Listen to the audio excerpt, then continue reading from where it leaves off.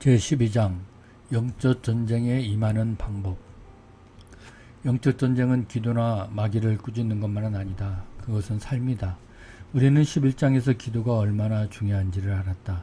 그러나 야고보서 5장 16절은 말씀한다. 의인의 간구는 역사하는 힘이 큼이니라.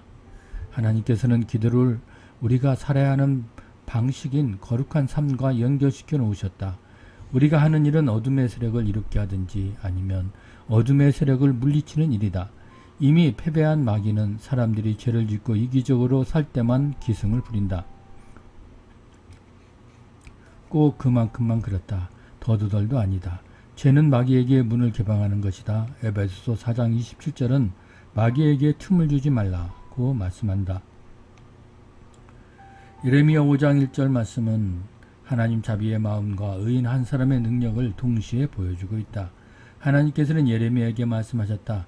너희는 예루살렘 거리로 빨리 다니며 그 넓은 거리에서 찾아보고 알라. 너희가 만일 정의를 행하며 진리를 구하는 자를 한 사람이라도 찾으면 내가 이 성읍을 용서하리라. 하나님께서는 단 한 사람 의인을 위해 성전체를 심판하지 않기로 작정하셨다. 창세기 18장에서 20절 33절을 보면 소돔과 고모라도 이와 유사한 상황이었다. 아브라함은 하나님께서 이들 성읍을 멸하시지 말도록 간청하였다. 만일 의인 50명만 있으면 그 성들을 그대로 두시도록 정하였다. 하나님께서는 동의하셨고 아브라함은 의인 50명을 찾아보았다. 다시 하나님의 동의를 얻어 아브라함은 그보다 적은 수의 의인을 찾아보았다. 마지막으로 하나님께서 의인 10명만 있다면 그 성들을 남겨두겠다고 하셨다. 하나님께서 아브라함과 흥정하신 것이 아니다. 하나님께서는 이미 그곳에 의인이 몇 명이 있는지 아셨다. 그러나 그 일로 인해 아브라함은 하나님의 자비가 얼마나 놀라운지 깨닫게 되었다. 하나님께서는 언제나 기꺼이 응해 주신다. 그분의 자비는 변함없다. 또 그 일로 인해 아브라함과 더불어 우리는 의인 한 명의 중요성을 절감했다. 사회에 미치는 영향. 역사를 보면 부흥운동이 사회 전체에 일어나는 기록들을 여러 가지 찾아볼 수 있다. 우리는 부흥운동이라면 일련의 집회로 생각하기 쉬운데 진정한 부흥운동은 전 국민에게 파급되어 영향을 미쳤을 때를 말한다. 예를 들어 1900년대에 일어난 웨일스 부흥운동을 보자.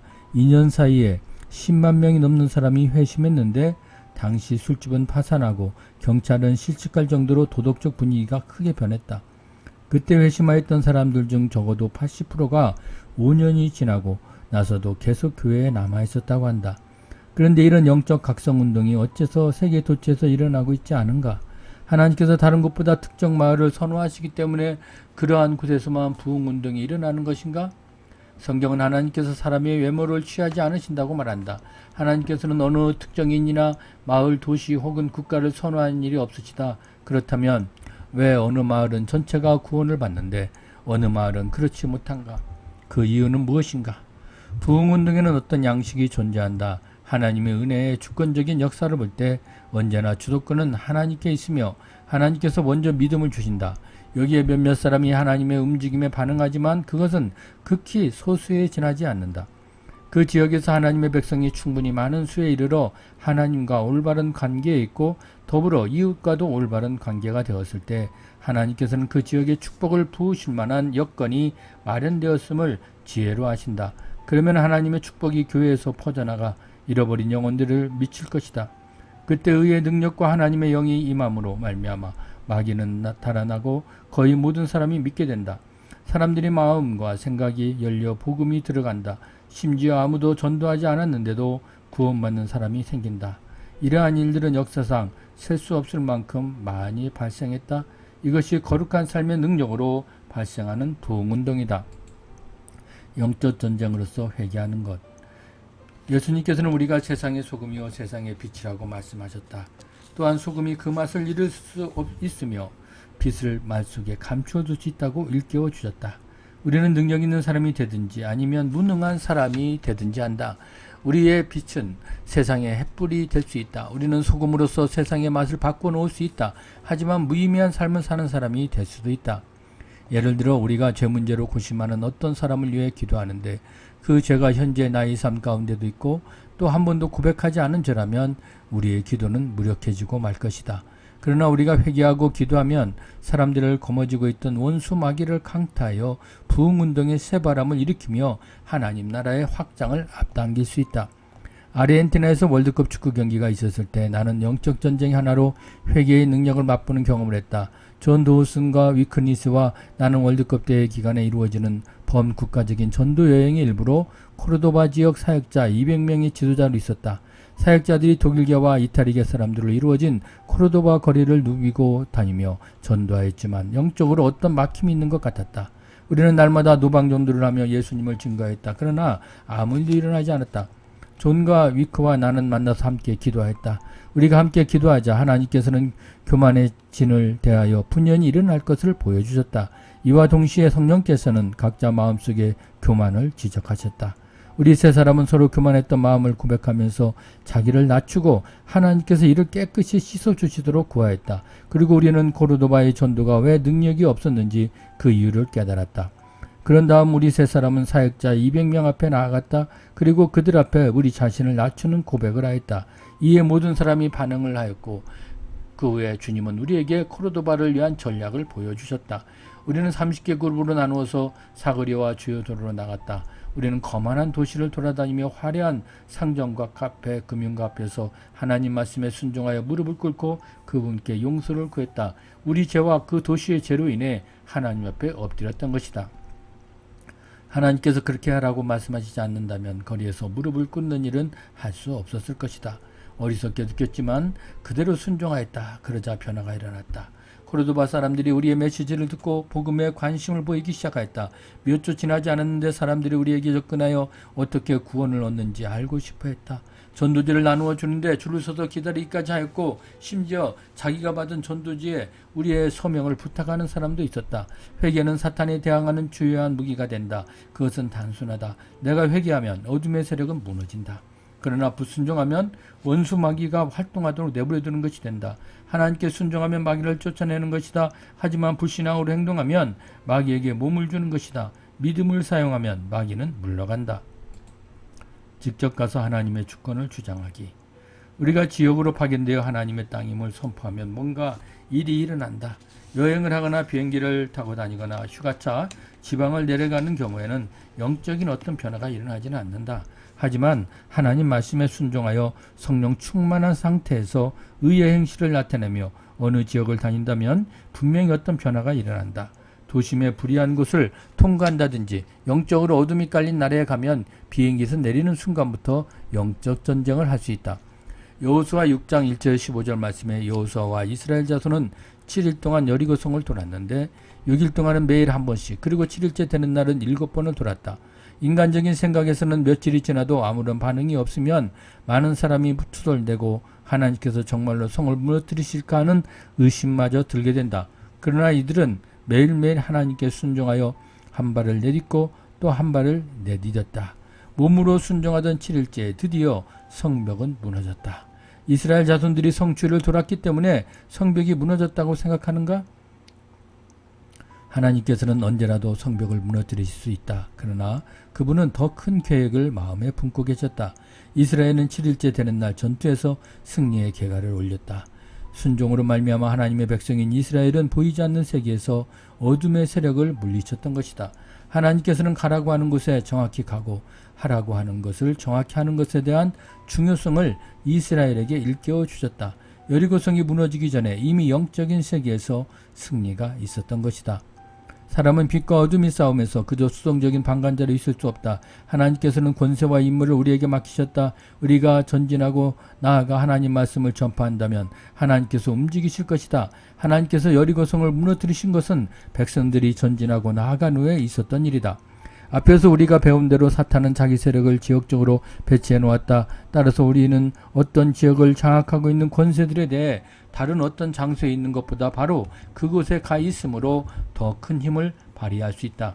이것이 선교가 갖는 의미며 단시간일지라도 왜 하나님이 가라고 하셨는지에 대한 이유가 되는 것이다. 나는 여러 해 동안 수많은 단기 선교사들을 이끌고 여러 나라로 들어갔다. 이들 팀들은 세상에 변화를 주길 원하는 평범한 그리스도인으로 구성되었다. 그러나 어떤 사람들은 여행 비용에 불만을 나타내고 그렇게 대가를 지불하는 것에 의문을 제기했다. 그래서 나는 그만한 가치가 있는 이름을 입증하기 위해 여러 번 하나님 앞에 나아갔다. 그때 주님께서 내게 보여주신 것이라고 믿는 것은 집을 떠나서 다른 형제들과 함께 연합할 때 분명히 보이지 않는 세계에 무슨 일이 벌어진다는 것이다. 이들이 서로 사랑으로 섬기고 복음을 전파하고 찬양하고 경배하며 노래하며 행진할 때 그 지역을 장악하고 있는 어둠의 세력은 예전과는 정말 다르게 몸을 움츠리고 벌벌 떤다. 단지 여행을 하는 것이 아니다. 어둠의 세력을 깨트리기 위해 하나님께 순종하며 나아가는 것이다. 지역을 위해 기도하기. 하나님께서는 교회들이 영적 전쟁을 함으로써 지역을 더욱더 기도하도록 인도하신다. 특별히 중요한 결의가 이루어지는 지역에 멈춰서 하나님의 인도하심을 따라 기도하고 또 도심의 거리를 오가며 기도하는 사람들이 많다. 어떤 사람들은 영적으로 산당이라는 개념을 갖고 있는데 어느 지역에서는 구약시대와 같이 글자 그대로 그 도시 내에 산당이 있는 경우가 있다. 그러나 다른 곳에서는 산당은 없지만 악이 집약되어 있는 특정 장소들이 존재한다. 따라서 우리는 예전에 해왔던 대로 하기보다 그 상황과 지역에 따른 하나님의 전략을 가지고 있지 않으면 안 된다. 어떤 경우는 우선 그 중심부터 강타할 수 있고 아니면 조금씩 단계를 밟아 나갈 수 있다. 구약시대에는 열왕기상 18장에서 보듯이 갈멜산에서 직접 악과 정면 대결하도록 하나님께서 인도하신 일이 있었다. 그러나 다른 경우를 보면 한 번에 조금씩 적들을 쫓아내도록 말씀하신 일이 있었다. 과거의 죄와 습관들이 악의 산재물로 남아있는 곳에서는 그 지역이나 건물에 대한 영적인 씻음이 필요하다. 유령이 나오는 집이라는 말은 그저 상상이 아니다. 실제로 예수님의 이름으로 악령을 몰아내야 하는 곳들이 많이 있다. 태국의 치앙마이라는 곳에 우리 예수전도단 팀이 있었을 때 우리는 아주 헐값으로 집 한 채를 구했다. 그 지역 주민들이 그 집은 귀신이나 온다고 믿었기 때문에 그렇게 싸게 구할 수 있었다. 그러나 우리 팀은 예수님의 이름으로 그 귀신을 몰아내고 그 해 몇 해 동안 그 집에서 재미있게 지냈다. 어떤 지역에서는 그 땅을 숭배하고 그곳에 저주가 임한 곳이 있는데 과거에 초원을 하던 그런 곳에 세상에는 많다. 이런 곳에 악의 견고한 진이 되고 있다. 또 현대적인 도시에서는 악이 집약되어 있는 그런 악의 견고한 진이 많다. 하나님께서는 그리스도인들에게 기도로 이러한 특수한 지역을 구속하도록 인도하셨다. 우리는 하나님께 구하고 또 하나님의 인도하심 속에 어떤 특별한 행동을 취하는 것의 중요성을 인식해야 한다. 모든 땅과 건물이 다 씻음받을 필요는 없다. 바위나 나무에 대한 전반적인 신학을 마련할 필요도 없으며 예수님께서 구원하시고자 하는 것이 바로 사람이라는 것을 절대로 잊어서는 안 된다. 우리가 해야 할 일은 그 장소에 대한 속박을 깨트리고 그 지역에 사는 사람들에게 미치는 부정적인 영향을 차단하는 것이다. 우리가 사는 도시나 나라, 제도들을 위해 파수꾼을 있으면서 우리는 사회 내에 작용하는 악의 세력을 매일매일 끊어야 한다. 아침마다 내가 이 땅의 모든 악인을 멸하리니 악행하는 자는 여호와의 성에서 다 끊어지리로다. 시편 101편 8절. 전도하는 것은 영적 전쟁이다. 전도는 영적 전쟁과 분리될 수 없다. 어둠을 몰아내는 한 가지 확실한 방법은 불을 켜는 것이다. 복음을 전파하는 것이 바로 어둠 가운데 불을 켜는 것과 같다. 교회가 받은 부르심이 있으면 그것은 복음을 전파하는 것이다. 우리는 온갖 다양한 형태와 다양한 방법을 통해 복음을 전파해야 한다. 복음을 전하는 방식이 구식이 됐건 신식이 됐건 진리 가운데 행하고 예수님의 사랑 가운데 이루어지는 것이라면 우리는 해야 한다. 어떤 사람들은 몇몇 전도 방법에 대해서는 거부감을 느낀다. 즉 펑크족같이 머리를 기르고 록밴드를 조직하여 전도하는 젊은이나 메가폰을 들고 거리에 서서 외치는 사람들에 대해 그런 반응을 보인다. 그러나 그런 방법 때문에 복음을 들을 수 있는 사람이 있다면 우리는 그렇게 해야 한다. 물론 복음 전파에 도움이 되는 것과 져야 하는 것을 고려하여 선택할 수 있다. 그러나 어떠한 방법도 도외시해서는 안 된다. 마귀는 복음 전파가 어둠의 세력을 몰아낸다고는 알고 있기 때문에 전도는 도외시하고 복음 전파하는 것에 대해 이리저쿵 저리쿵 얘기만 하도록 온갖 일을 다 꾸밀 것이다. 의로운 마음으로 반응하는 것이 영적 전쟁이다. 우리가 영적 전쟁에 임하는 또 다른 방법은 의로운 행위를 하는 것이다. 성경이 말하고 있는 바와 같이 그리스도인들에게는 참혹스러운 일들이 생긴다.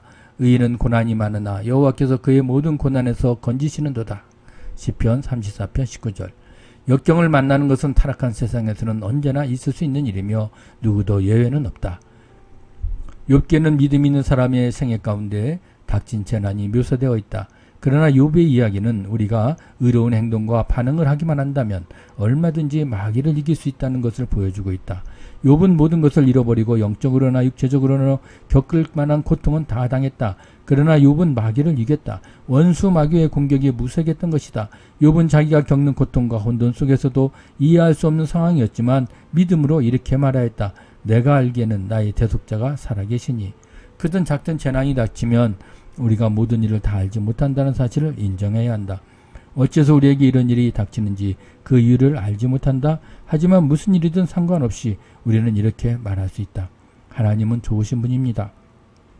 사탄은 우리 형편이 생각했던 것보다 좋지 못하고 고통스러기까지 할 때 하나님께서 나를 저버리셨다는 생각을 주려고 애쓴다. 그러면 우리는 하나님을 상처와 쓴뿌리를 가지고 대하거나 반대로 하나님의 성품을 절대적으로 신뢰하며 그분을 대할 수 있다. 우리 형편으로 인해 하나님의 놀라우신 성품이 변하는 일은 없다. 하나님을 원망하며 입술로 범죄하는 어리석은 짓을 하지 않도록 해야 한다. 하나님을 비난하거나 불평하고 그 성품을 욕하며 불만을 토로하고 하나님의 탓으로 돌리는 일은 절대 없어야 한다. 우리가 하나님을 원망하기 시작하면 그 순간부터 사탄에게 승리를 남겨주는 것이다. 모든 역경을 겪을 때마다 그리스도인들은 도리어 의로운 행위로 반응하며 하나님께 영광을 돌리고 하나님의 성품을 찬양하고 마귀를 격퇴하는 기회로 삼아야 한다. 우리는 아무 고통 없이 안락한 삶을 영위하기 위해 부르심을 받은 것이 아니다. 영적 전쟁으로 부르심 받았다. 우리의 안정감은 하나님이 어떠한 분인지 아는 것에서 비롯된다. 우리가 도피자로 부름받은 것이 아니라 승리자로 부름받았다. 하나님의 나라를 건설하고 어둠의 세력을 저지하기 위해 부르심을 받은 것이다. 하나님께서 우리를 구원하시는 그 즉시 이 땅에서 데려가실 수 있지만 영적 전쟁의 용사가 되기 위해 우리를 이곳에 남겨두셨다. 따라서 우리는 의로운 마음으로 반응하며 고통을 이겨나가야 한다. 원수 마귀의 공격을 무력화하기 위해 닥치는 역경에 대해 의로운 마음으로 이를 악물고 견뎌나가야 한다. 포로를 자유케 하는 것. 영적 전쟁에서 귀신 들린 사람과 정면 대치할 때가 있다. 예수님은 모든 족속에게 가서 복음을 전파하라고 하실 때 예수님의 이름으로 귀신을 쫓아내라고 말씀하셨다. 사람들이 자신의 삶에서 더 많은 속박을 만들어 가는데 이들은 자유로워질 필요가 있다. 우리가 바로 이런 일을 하도록 권세를 받았으며 어디서든지 그렇게 할 수 있다. 하지만 모든 사람의 문제를 다 귀신 때문이라고 간주해서는 안 된다. 초자연적인 속박 가운데 있는 것이라면 오로지 하나님께 청할 수밖에 없다. 그러나 초자연적인 것과 자연적인 요인들이 복합되어 있는 경우가 흔히 있다. 가령 귀신의 세력이 들어와서 고질적인 질병에 걸리는 수가 있다. 그런 경우에는 악령들을 쫓아내기도 하지만 예수님의 이름으로 질병을 고쳐야 한다. 하지만 그보다 근본적인 문제는 사람의 의지 문제다. 진정으로 자유로워질 걸 원하는가? 회개하고 다른 사람을 용서하며 죄를 대항하고 진리에 헌신하려는 마음이 있는가? 구원은 언제나 회개와 치유와 함께 연결되어 있다. 귀신은 마치 파리와 같다. 상처난 부위에 몰려와서 부패하게 한다. 우리는 이런 파리를 쫓아내기만 하든지 아니면 부패한 삶을 회개하고 상처를 치유받든지 할 수 있다. 새로 구원받은 사람이 계속해서 자유를 누리기 위해서는 하나님의 말씀으로 양육받아야 한다. 그래야만 어려움이 닥치더라도 이겨나갈 수 있는 힘을 얻을 수 있으며 승리의 생활을 할 수 있다. 어떤 사람은 영적 전쟁이라면 단지 구원만 생각한다. 또 어떤 사람들은 영적 전쟁이란 전파하고 가르치며 진리대로 사는 예수님의 사역을 계속해서 수행하는 것이라고 한다. 또 다른 사람들은 이런 것들을 실제적이지 않다고 하면서 가난한 자를 먹이고 인종차별주의와 싸우며 사회의 불의를 대항하고 외치는 것이라고 주장한다. 나는 우리가 이 모든 것을 다 해야 한다고 생각한다. 공중 권세 잡은 자를 끌어내려서 사람들이 그리스도께 나아가게 된다면 이것은 중요하다. 하지만 이런 사람들은 우리가 방해하는 세력들을 다루기 전까지는 복음을 듣지 못한다. 또 어떤 이들은 자신의 삶에 있는 숙박이 끊어질 때까지는 승리 가운데로 박차고 나올 수 없다. 그러므로 우리는 모든 일을 알맞게 하나님께서 인도하시는 대로 행해야 한다. 하나님께서는 구약시대의 여러 전투 때마다 각각 다른 전략을 갖고 계셨다. 예수님께서도 사람들을 치유하시는데 똑같은 방법을 2번 이상 사용하신 적이 없다. 따라서 고정관념에서 벗어나 사람들의 필요를 채우기 위해 어떠한 일이든 성령께서 인도하시는 대로 하면 된다. 금식을 통한 영적 전쟁. 금식은 원수 마귀를 대항하는 강력한 무기다. 이사야 58장 6절은 말씀한다. 내가 기뻐하는 금식은 흉악의 결박을 풀어주며 멍에의 줄을 끌어올려주며 압제당하는 자를 자유케 하며 모든 멍에를 꺾는 것이 아니겠느냐. 이 책의 1장에서 나는 파피아 뉴기니의 영적인 진을 깨뜨린데 하나님께서 어떤 단계를 밟게 하셨는지 설명했다. 그때 계시는 금식하며 기도하는 중에 왔었다. 오스트리아의 시드니에서 예수 전도한 사역을 개시하러 갔을 때 나는 동부 지역으로 인도받았다. 그것은 거의 전도하지 않은 지역이었다. 나는 30일 동안 금식하고 기도하면서 거리를 걸어다니며 영적 전쟁을 하였다. 현재 그곳에는 열정적인 교회들이 많아졌다. 내가 동부 시드니를 위해 기도하는 유일한 사람이라고는 할 수 없지만 금식하고 기도한으로 견고한 진들은 틀림없이 파여진 것이다. 1967년 국제 예수전도에 합류하기 전 나는 워싱턴주에서 제임스 니콜스 목사님이 심호하는 교회의 부목사로 섬겼다. 그때 목사님과 나는 한 소녀의 구마 장면을 테이프로 들었다. 그것은 매우 극적인 장면이었는데 한 가지 일이 나의 뇌리에 강하게 남았다. 그 테이프에서 한 그리스도인이 말하기를 그 소녀가 구원받을 때까지 금식 기도하자고 하였다. 그러자 귀신이 안 돼! 금식하지 마! 하고 소리쳤다. 그리스도인이 왜 안 되지? 하고 묻자 귀신은 그건 우리를 약하게 만들기 때문이야 라고 대답하였다. 우리가 이 귀신의 말을 하나의 교리로 사용할 수 있는 것은 아니지만 그 사실을 알리는 것조차 두려워해서는 안 될 것이다. 성경은 하나님의 아들이신 예수 그리스도 앞에서 귀신이 소리치며 나갔다고 기록하고 있다. 금식은 영적 전쟁의 효과적인 무기가 된다. 영적 전쟁으로서 나누어 주기. 나누어 주는 것이 영적 전쟁과 관련이 있다고 한다면 의아하게 여길 것이다. 말라기 3장 10절 11절은 말씀한다. 만군의 여호와가 이르노라. 너희의 온전한 11절을 창고에 들여 나의 집에 양식이 있게 하고 그것으로 나를 시험하여 내가 하늘 문을 열고 너희에게 복을 쌓을 것이 없도록 붙지 아니하나 보라. 만군의 여호와가 이르노라. 내가 너희를 위하여 메뚜기를 금하여 너희 토지 소산을 모아 없애지 못하게 하며 너희의 밭의 포도나무 열매가 기한 전에 떨어지게 않게 하리니. 마귀는 지금도 경제에 관여하고 있다. 그리고 그 세력을 넓히고 있다. 요한계시록에서 육화한 마귀 즉 그리스도가 임할 때는 경제에 대한 절대적인 통제권을 가지고 있을 것이라는 사실을 우리는 알고 있다. 전 세계적으로 금권을 행사할 것이다. 짐승의 표라고 하는 것은 사고 파는 것에 관계된 것이다. 사탄은 재정에 관심이 많다. 사탄은 사람의 이기심이 돈에 의해 조장된다는 것을 잘 알고 있다. 성경에 의하면 돈을 사랑하는 것이 일만하게 뿌리라고 한다. 돈을 사랑하는 것은 인간 실존의 모든 영역에 영향을 미친다. 탐욕은 바로 사탄의 경제적인 괴계의 근간이 되고 있다. 이 근간이 되는 것을 대항하는 가장 강력한 무기가 나누어주는 정신이다. 나누어주면 이기심으로 사람을 옮아매려는 사탄의 시도가 완전히 좌절되고 만다. 주는 것은 쉽게 파급된다. 한 사람의 주는 행위가 커져 마귀의 역사를 꼼짝 못하게 만든다. 그것은 점점 밖으로 번져나간다. 모든 선물과 함께 감사의 마음이 오면 더 감사한 마음을 가지고 주고자 하는 마음이 생긴다. 나눠주는 것은 많은 사람들에게 영향을 끼치는 하나의 순환고리를 만든다. 하나님께서는 우리가 얼마나 많이 가졌는지에 관심이 없으시다. 그 대신 재물이 당신의 마음을 다스리고 있는지 아닌지에 관심이 있으시다. 당신이 얼마나 많이 모았는지에 신경 쓰지 않으신다. 당신이 얼마나 많이 주었는지 알고 싶어 하신다. 하나님과의 관심이 초점이 부가 아니다. 바로 당신의 마음이다. 당신은 억만장자가 될 수 있지만 그것은 하나님께서 기뻐하시는 바가 아니다. 하나님께서는 자기 백성이 가난한 것을 원하지 않으신다. 손을 펴서 자기 것을 나눠주며 받기보다 주는 것을 더 좋아하는 사람을 원하신다. 재정적인 압박으로 인해 매주 선교지를 떠나는 선교사들이 생긴다. 반면에 어느 교회나 사역단체는 이와는 비교가 안 될 정도로 수억의 예산을 지출하고 있다. 하지만 우리는 다른 사람에게 나눠주지 않는다. 사례로 어느 특정 기독교 사역자를 지목해서도 안 된다. 하나님께서 순종하여 나눠주는 것이 성경적이며 어둠의 세력을 타파하는 영적 전쟁인 것이다. 연합하여 영적 전쟁하기. 연합은 영적 전쟁의 강력한 무기며 보이지 않는 세계의 가장 큰 요인 중 하나다. 너희 중에 두 사람이 이 땅에서 합심하여 무엇인지 구하면 하늘에 계신 내 아버지께서 그들을 위하여 이루게 하시리라. 여기에서 주님께서는 기도 응답에 영향을 주는 것이 무엇인지 말씀하고자 하신 것이 아니다. 어둠의 세력을 물리치는 데 있어야 하는 것을 보여주려 하셨다. 마귀는 연합을 싫어한다. 분열과 배반과 분쟁과 분파주의가 얼마나 많이 일어나는지 보면 분명히 알 수 있다. 마귀는 끊임없이 하나님의 백성들 가운데 분열의 씨를 뿌리고 있다. 만일 우리가 분쟁을 일으키고 깨진 관계로 떨어져 나가게 되면 그것이 결혼이나 교회, 그리스도의 몸의 어느 한 부분에서 벌어질 경우 마귀를 크게 유리해진다. 이리는 양을 잡아먹기 위해서 언제나 양떼를 흩어놓는다. 우리 어떠한 분열도 허용해서는 안 된다. 우리는 자신을 낮추고 옳은 일을 행하며 사람들을 용서하고 함께 걸어가 주고 인내해야 한다. 우리가 일치를 위해 일한다면 마귀에게는 문을 굳게 닫아놓는 것이 된다. 예수님께서는 큰 대제사장으로서 우리가 하나 되도록 요한복음 17장에서 기도하신다. 예수님께서는 영적 전쟁에서 일치의 중요성을 명확히 하셨다. 그래서 15절을 보면 약한 자에게서 우리를 보호해 주시도록 아버지께 간구하고 있다.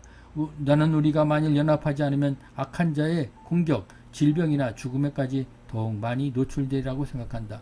그러나 우리가 일치 단결하고 서로 존경하며 서로 낮게 여기고 함께 있다면 누구도 우리를 이길 수 없을 것이다.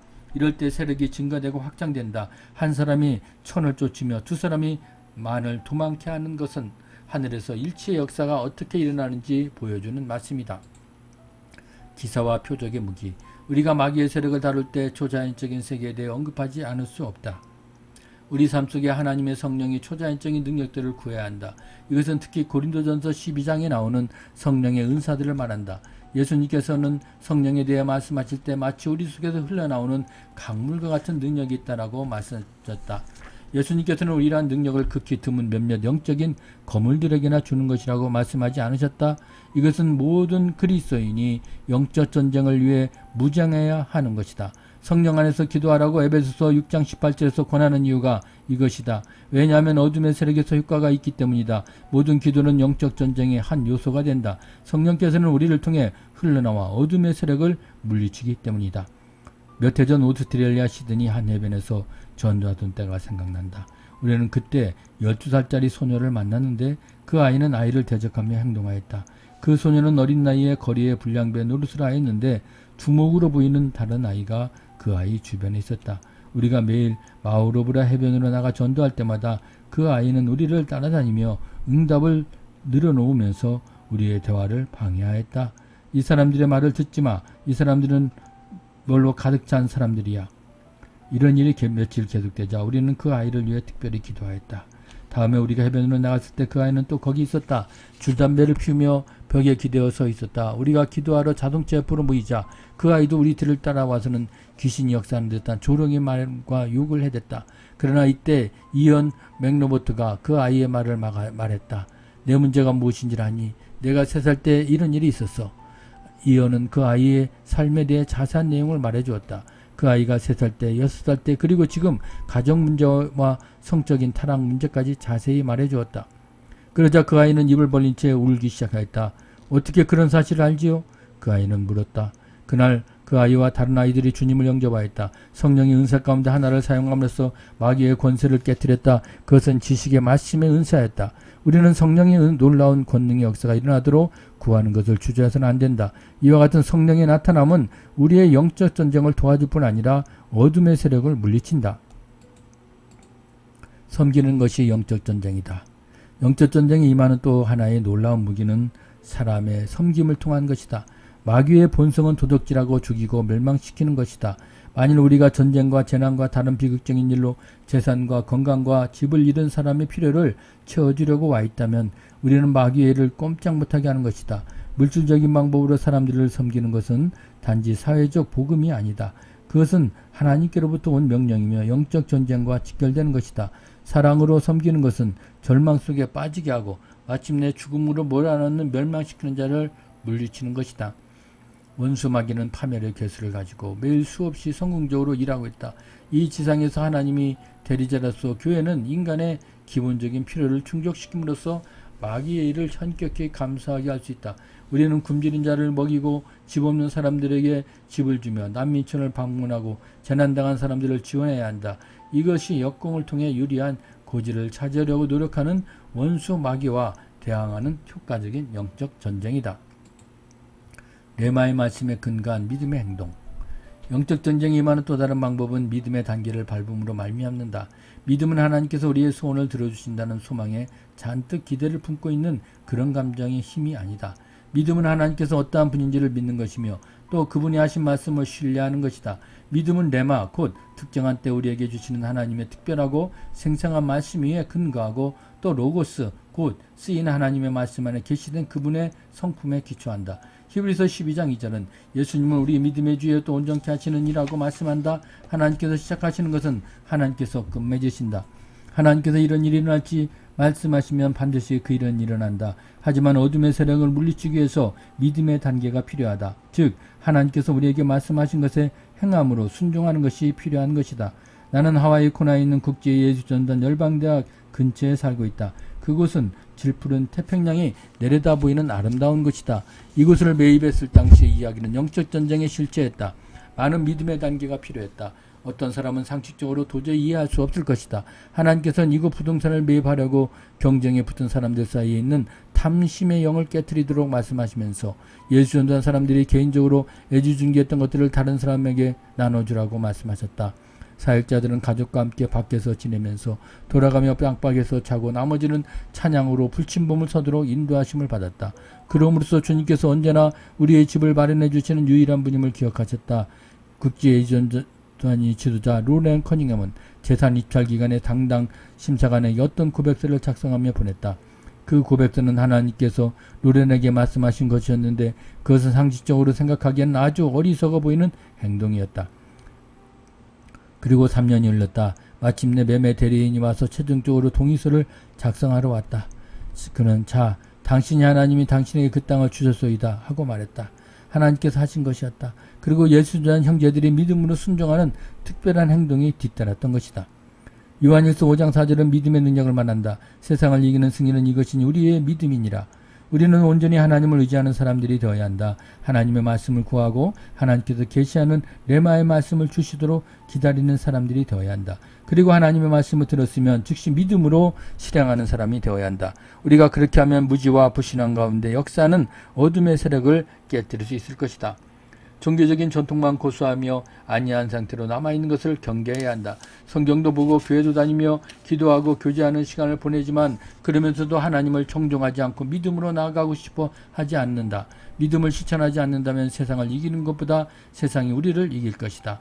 우리가 하는 모든 일은 하나님의 말씀을 근거로 해야 한다. 믿음은 들음에서 나며 들음은 그리스도의 말씀으로 말미암느니라 고 말씀하였기 때문이다. 이렇게 행동한다면 우리 믿음의 줄은 견고하게 유지될 것이다. 그래서 기대하며 믿음으로 힘껏 잡아당긴다면 대적마귀는 궁지에 몰리고 말 것이다. 주님의 말씀을 주셨으면 우리는 믿음의 고백으로 말씀하신 하나님께 계속 감사드려야 한다. 골로새서 4장 2절은 기도를 계속하고 기도에 감사함을 깨어있으라고 말한다. 우리는 다 믿음으로 생활해야 한다. 우리에게 100만 달러가 있든지 한 푼도 없더라도 온전히 하나님을 의지하고 살아야 한다. 아마존 밀림 선교사가 믿음으로 사는 것처럼 뉴욕 은행장도 믿음으로 살 수 있다. 믿음으로 산다는 것은 하나님을 의지하는 것이다. 기다리고 경청하며 듣고 행동하는 것이다. 사람이 떡으로만 살 것이 아니요 하나님 입으로부터 나오는 모든 말씀으로 살고 있는가? 우리는 주님의 말씀으로 살고 있는가? 또 믿음으로 살고 있는가? 만일 우리가 그렇다면 어둠의 세력을 저지하고 있는 것이다. 찬양을 통한 영적 전쟁. 성경은 어둠의 세력을 무찌르는 찬양의 역사에 대해 많은 곳에서 말하고 있다. 역대하 20장에는 여호사밧 왕의 이야기가 나오는데 당시 상황은 적이 쳐들어오는 중이었다. 그때 여호사밧 왕은 칼과 창으로 무장한 병사들이 아니라 노래하는 자를 내보냈다. 노래하는 자들을 택하여 거룩한 예복을 입히고 군대 앞에서 행진하며 여호와를 찬송하여 이르기를 여호와께 감사하세 그의 인자하심이 영원하도다 하게 하였더니 그 노래와 찬송이 시작될 때에 여호와께서 복병을 두어 유다를 치러 온 암몬 자손과 모압과 세일산 주민들을 치게 하심으로 그들이 패하였다. 역대하 20장 21절 22절. 여호사밧 왕이 찬양하는 용사들이 하나님께 소리를 높이자 천사들이 이스라엘을 치러 온 적들을 무찌르기 위해 파견되었다. 찬양의 능력으로 보이지 않는 적들이 사기를 잃고 흩어졌기 때문에 실제로 이스라엘을 치러 온 물리적인 적들이 패배했던 것이다. 찬양은 단지 집회를 훌륭하게 시작하는 순서로만 있는 것이 아니다. 찬양은 분위기를 잡게 한 것도 막간을 채우기 위한 것도 기독교 전통도 아니다. 찬양은 손을 들고 노래하는 활동이 아니다. 찬양은 마음에서 나오는 것이다. 결코 감상적으로 하는 것이 아니다. 찬양을 기계적으로 한다면 의미가 없다. 성경적 찬양은 어둠의 세력을 물리치며 우리를 위해 하나님의 천사들이 전투를 벌이고 때 매 성황 하나님의 놀라우신 임재가 있다. 시편 149편 5절 6절은 선포한다. 성도들은 영광 중에 즐거워하며 그들의 침상에서 기쁨으로 노래할지어다. 그들의 입에는 하나님에 대한 찬양이 있고 그들의 손에는 두 날 가진 칼이 있도다. 이 말씀은 최근에 교회 안에서 또 교회를 위하여 성령께서 역사하시는 것을 정확하게 묘사하고 있다. 오늘날 전 세계에 성장하는 교회, 활력 있는 교회의 특징을 자세히 살펴보면 찬양과 예배와 성경의 가르침이 새롭게 일어나는 것을 알 수 있다. 그러나 문제는 이것이 목적이 되고 이것을 끝이라고 본다는 것이다. 강건하고 성숙한 그리스도인의 삶의 본질이라고 하면 우리는 예배와 설교를 꼽는다. 우리는 예배드리고 설교를 듣기 위해 교회 가고 또 예배와 설교 때문에 신학교나 수련회에서 각종 집회에 나간다. 그러나 성경은 예배와 설교가 궁극적인 목적이 아니라고 말한다. 이것들은 목적을 위한 수단이다. 우리는 더 큰 것을 이루기 위해 예배와 설교에 참여한다. 만일 그것이 목적이 된다면 우리는 초점을 상실하고 자기 위험만을 구하는 위험한 상태에 빠질 것이다. 우리가 예배와 설교에 헌신한 이유는 축복받고 충족감을 얻기 위한 것이 아니다. 이것으로 문나라에 보수하며 민족들을 멸하며 그들의 왕들은 사슬로 그들의 귀인은 철고랑으로 결박하고 기록한 판결대로 그들에게 시행할지로다. 예배와 하나님 말씀 선포를 통해 우리는 어둠의 왕들에게 하나님의 심판을 내리며 그들을 쇠고랑으로 결박한다. 예배드리는 것과 말씀 가르치는 일은 원수 마귀를 쫓아내고 하나님의 나라를 건설하기 위해 세상의 빛의 세력을 풀어놓는 영적 전쟁이다. 우리가 존재하는 이유는 크고 축복받는 교회를 세우는 것이 아니다. 세상에 있는 나라와 민족이 하나님 말씀을 선포하고 함께 예배드리며 더불어 살기 위해 있는 것이다. 이것이 어둠의 세력을 물리치며 하나님의 모든 섭리를 이루는 일이다. 입술로 마귀를 대적하기. 앞에서 언급한 바와 같이 영적 전쟁에 임하는 또 다른 방법은 직접 마귀를 꾸짖는 것이다. 그런즉 너희는 하나님께 복종할지어다. 마귀를 대적하라. 그리하면 너희를 피하리라. 야고보서 4장 7절. 우리는 적극적으로 마귀를 공격하되 광야에서 예수님께서 하신 것처럼 입술로 마귀를 대적하고 하나님의 말씀으로 마귀의 공격을 받아친다. 예수님께서는 우리가 먼저 강한 자를 결박한 후에야 그 집을 강탈할 수 있다고 말씀하셨다. 여기서 강한 자는 상황을 주관하는 마귀의 세력이며 우리는 그 세력을 결박하는 것이다. 이것은 생명과 죽음의 차이를 의미할 수 있다. 몇 년 전 국제예수전도단이 설립자 로렌 커닝엄의 부인인 달린 커닝엄은 이것이 얼마나 중요한지 깨닫는 체험을 하였다. 스위스의 국제예수전도단 본부가 처음으로 생겼을 때 그곳에서 살았던 때 일이다. 그때 달린은 세탁실에서 물 묻은 콘크리트 벽에 기대고 있었는데 아직 옷을 세탁기에서 꺼낼 탈수기에 넣지 않았다. 세탁기와 탈수기는 모두 산업용 규격인데 그때만 해도 유럽에서 그런 기계는 350V 전압을 사용하는 것이었다. 탈수기 뒤로 논문이 떨어지자 달리는 무심코 그것을 잡으려고 했다. 달리는 얼마 전에 그 탈수기를 고치면서 수리하는 사람이 보호막을 제거한 것을 미처 알지 못했다. 달린이 손으로 벗겨진 손을 잡자 온몸에 경련이 일어났다. 달리는 자신이 350V에 감전되어 손을 뗄 수 없는 것을 알게 되었다. 하나님 도와주세요. 예수님 도와주세요. 그녀는 외쳤다. 그러나 경련은 멈추지 않고 온몸을 휘감았다. 죽음이 다가오는 것을 알고 달리는 다시 기도했다. 하나님, 왜 역사하지 않으십니까? 그 즉시 주님께서 응답하셨다. 달린 마귀를 결박하라. 달린이 사탄을 대적하여 말하는 순간 그 벗겨진 전선에서 튕겨져 나와 맞은편 벽에 털썩 주저앉았다. 달린의 맥박이 정상으로 돌아오기까지는 며칠이 걸렸지만 그래도 그녀는 매우 건강해졌다. 그 벗겨진 전선 때문에 손바닥에는 3cm 정도의 화상을 입었지만 아무 흉터도 남지 않고 회복이 되었다. 달리는 그 후로 세탁실의 교훈을 잊지 못한다. 마지막 무기. 우리는 포기한 사람들이다. 우리는 지도자의 자리도 포기했다. 우리는 결혼도 포기했다. 우리는 교회도 그만두었다. 우리는 상처와 절망과 체념 속에 있다. 이것이 영적 전쟁이라는 것을 깨닫지 못하는가? 너희에게 인내가 필요함은 너희가 하나님의 뜻을 행한 후에 약속하신 것을 받기 위함이라. 사탄은 하나님의 백성들이 포기하지를 항상 바라고 있다. 처한 상황이나 앞에 놓인 과제, 일상에 닥치는 불행한 일들, 이 모든 일이 견디기에는 너무나 막중하다고 생각하게 한다. 그러나 언제나 포기하지 않는 사람이 승리자다. 우리가 끈기를 가지고 견뎌내면 마귀는 꼼짝 못한다. 이렇게 우리가 인내하는 사람인 줄 마귀가 알면 이내 자기가 포기하고 만다. 때로는 한 가지 유일하게 효과적인 무기가 있는데 흔히 마지막으로 쓰는 것으로 이렇게 말하는 것이다. 이 일이 진행하기 전까지 나는 죽어 있겠다. 혹은 성경 말씀대로 하는 것이다. 그를 이겼으니 그들은 죽기까지 자기들의 생명을 아끼지 아니하였도다. 지금까지 영적 전쟁에 관한 여러 가지 방법을 살펴보면서 우리는 성경 전체 메시지와 그리스도인의 삶을 전반적으로 볼 수 있었다. 완전하게 된 우주 안에서 하나님과 우리와 함께 지내는 것이 기독교라면 이 얼마나 놀라운 일인가. 우리에게 결점을 있었음에도 그리스도의 형상을 닮아가는 삶은 하나님 앞에 앉아있는 것만으로도 가능하다.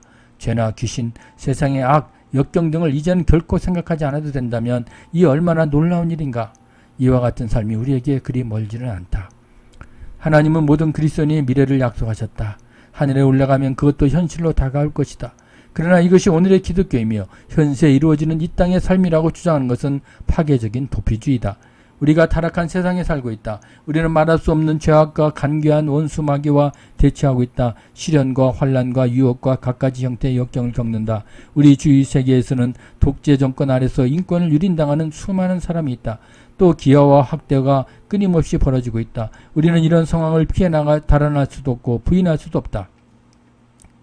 그러나 이것은 잠깐이다. 이 세상 삶은 영혼 속에서 한번 반짝거리는 것에 지나지 않는다. 시간의 한 정점에 불과하다. 그러나 이 시간이 하나님과 그의 모든 피조물에게는 매우 중요한 정점이다. 짧은 인생이지만 인간 세계 속에서 벌어지는 영적 전쟁은 미래를 결정한다. 승리는 문제가 아니다. 누가 그 승리를 차지하느냐가 문제다. 우리는 미래를 바라보는 신병들이다. 이것은 하나님을 배제하는 것이 아니다. 하나님께서는 우리의 창조주시며 우리의 주님이시고 우리의 영예로운 구원자가 되신다. 하나님께서는 우리의 능력이요 소망이시다. 그분은 어둠의 세력에 대해 완전한 승리를 확신하신다. 그러나 우리를 이 땅에서 떠나도록 하지 않으셨다. 우리에게는 임무를 부여하셨다. 하나님 나라를 건설하고 동시에 어둠의 왕국을 깨뜨리는데 우리를 협력자로 삼으시기로 결정하셨다. 하나님께서는 자기 백성이 일어나 이미 하나님께서 십자가에 이루어 놓으신 승리를 쟁취하기를 기다리신다. 하나님께서는 우리가 예수님의 이름으로 기도하며 시 공간을 초월한 어느 상황이든지 그와 같은 온전한 승리를 가져옴으로써 십자가로 나아가기를 원하신다. 영적 전쟁은 삶이다. 그것은 진리를 품으면서 원수를 분별하고 하나님께 헌신하는 매일의 삶이다. 그것은 하나님께서 우리 손에 처분을 맡기셨다는 사실을 아는 것이다. 우리가 어둠의 세력을 몰아내진 않는다면 어둠의 세력은 물러가지 않는다. 우리가 원수 마귀를 질책하지 않는다면 마귀는 질책당하지는 않는다. 만일 우리가 세상에 있는 악을 제거하지 않는다면 악은 계속 성장할 것이다. 영적 전쟁은 기독교의 어느 한 부분이 아니다. 그것은 그리스도인의 모든 경험 가운데 있다. 우리가 하는 모든 일은 다 포괄한다. 그리스도인이 되는 것은 곧 영적 전쟁의 용사가 된다는 말이다. 영적 전쟁의 용사가 된다는 것은 그리스도와 더불어 지속적인 승리의 삶을 사는 것이다.